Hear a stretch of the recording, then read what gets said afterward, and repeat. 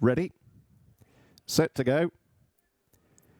They're off for the first of 8 on the Tapeta on this Friday afternoon. An Artisan Dancer base jacket was briefly restrained, leaving the stalls, drops in closest the running rail as BetUK saunters into an early lead in the BetUK. It's where the UK bets handicap. The grey Aquam racing keenly under restraint, and True Courage early on is seeing plenty of daylight, now just shading second.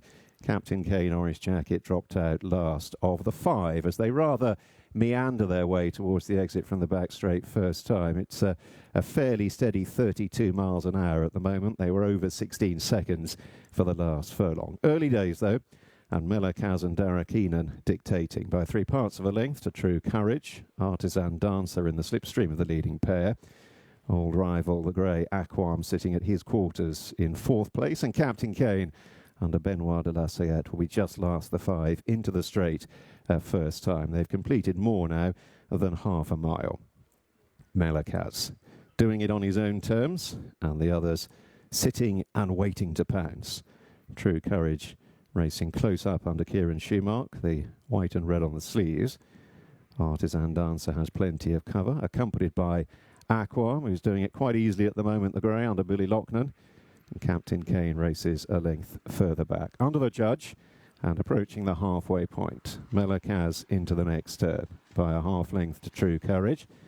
Then Artisan Dancer, Aquam and Captain Kane. And once they establish themselves into the running order at the end of a quarter mile or so, hasn't really been any change subsequently. Little more than 3 lengths would cover them, and they're virtually back where they started from, and therefore have 3/4 of a mile left to travel.